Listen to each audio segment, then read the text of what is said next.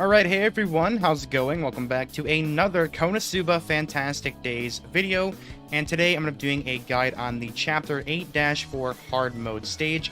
Now, I found this stage actually to be a lot easier than the 8-3 Hard Mode stage. I felt like the boss fights in 8-3 were way more difficult to maintain and keep yourself alive, and actually beat it within that time limit, rather than 8-4, but still, I'm going to go ahead and show you the team that I used to beat 8-4 Hard Mode. Alright, so here is 8-4 hard. Now this stage is going to be fairly self-explanatory. It's going to be just normal attack enemies, 2 waves of just normal enemies who are very weak. This guy right here, this Troll Lord, is going to be hitting very hard.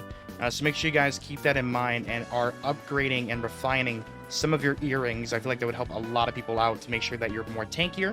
But this is the team that I ended up running to beat the boss, and I actually had no one die, and I beat it with like 25 seconds left on the clock, I think. Obviously it was me getting lucky, and I had literally like 1 HP on my Melissa, and I had like 5% HP on my Aqua, so it was really close.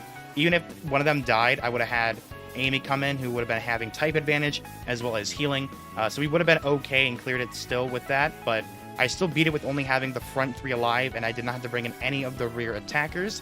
So this is the team that I went with, basically classic Iris and Melissa. So the reason why Iris is going to be run here is because Iris is going to completely dominate the first 2 waves of the battle.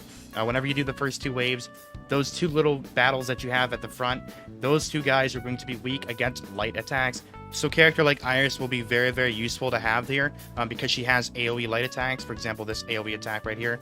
Light physical damage to all enemies and minor boost to physical attack for all allies. This is a very powerful ability to have. So having this Bright Snatch used at the start of the battle will be good. It'll increase your allies' attack as well. And then you want to save some of these attacks for like maybe some bigger HP targets that you have left over. So obviously all of her attacks, even her super attack, does light physical damage to an enemy. So this does hit very hard, but I highly suggest saving this ultimate for whenever you get to the final phase. I feel like that's what you want to do, is you want to save all of your ultimates for the boss.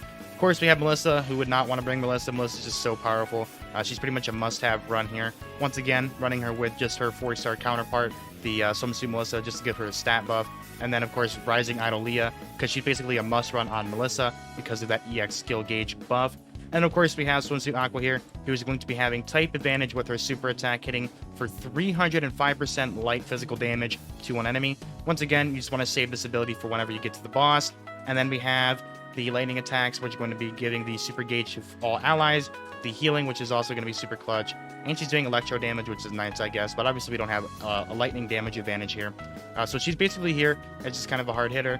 Now for my subunits on my Aqua, it's going to be the same thing as the 8-3 hard mode guide, where I'm actually going to be opting to run for a physical attackers onto my Aqua here, so that my Aqua could hit harder, so we can actually have a more of a DPS advantage against the boss. But basically, this is the only time that I would really recommend running these kind of attackers on Aqua. I mean, I guess you could run Aqua with these 2 characters, but I highly suggest running her with her 4-star counterpart, the Nature's Beauty one, just to give that recovery skill effect to make your healing last longer, and then maybe you can pick out another physical attacker from there. Like, for example, you could use the Yummy Quest Mia, or Dust, or any other character like that, like the Succubus Shop one that I'm running on my Chris here. You could swap that out for Mia, Yummy Quest. But just for the extra damage, I am running the 2 physical attackers onto my Aqua, so that is why that you might be confused as to why I'm not running the 4-star Aqua onto her. And then for our rear one, of course, we just have Amy, who's probably one of the best healers in the game. The skill heals basically almost entire of your health. Clears bind status as well, which is actually going to be super useful because the boss does actually bind you on his ultimate, I think, or one of his skills does bind you. So if you have Amy on your team and she comes in, she can unbind your allies, which can be super useful. So I highly suggest bringing Amy, and she also has type advantage against the boss, so she will be doing some extra damage as well. Basically for Amy, once again, you just want to bring her 3-star counterpart, as well as bringing a recovery skill effect 4-star if you can. I just have Aqua here just because I'm not using it on my 4-star Swimsuit Aqua. And then for the rear 2, basically anyone can go in here. I just have Chris here, but basically can swap anyone in here. You can bring Megamine if you wanted. You could bring the brand new Swimsuit Wiz. You could bring the 4-star Erica if you want. There's a lot of different characters that you could bring for the rear 2. But basically these the front three obviously are like must runs, and then the rear one is a must run for Amy, and then rear two is basically replaceable with any other character that you have in your box. But now that I talked about this team, I'll go ahead and show you guys me beating it for the very first time, and I'll put some commentary of what I did to prioritize killing the boss in under 60 seconds and without dying once. Alright, and for this one, I did a mix of a auto as well as a manual. So as you can see, at the start, I kind of let it just run auto, so they did the AoE attacks, and then I turned it on to a manual mode. And the reason why I turned on the manual is because I want to save my ultimates for that final fight.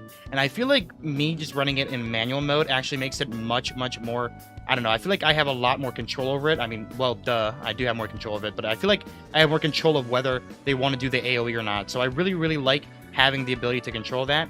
That crit from Melissa right there was honestly really good, because now we're actually able to go ahead and farm the Melissa ultimate up. Now we have every ultimate ready to go. I think Aqua's a little bit off. I think she's at 95% right now. So we make it to the boss. Obviously for the boss, I'm going to go right to Melissa, skip Iris, go to Melissa, pop the Melissa ultimate. Then we're going to immediately, right after that, pop the Iris ultimate, and then I'm going to pop Aqua's normal.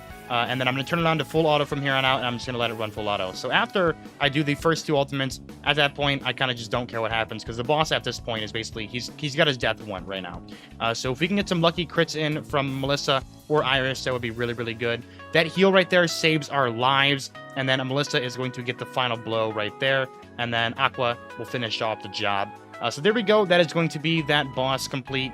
That boss isn't really that difficult, but he is kind of difficult, especially if you don't have the proper team set up. So hopefully this team guide helps some of you guys out in getting your 3 crowns or your 3 stars, whatever you want to call it. Thank you for watching. Hope you guys all have a wonderful rest of your day. Peace out, and I'll see you guys all in the next one.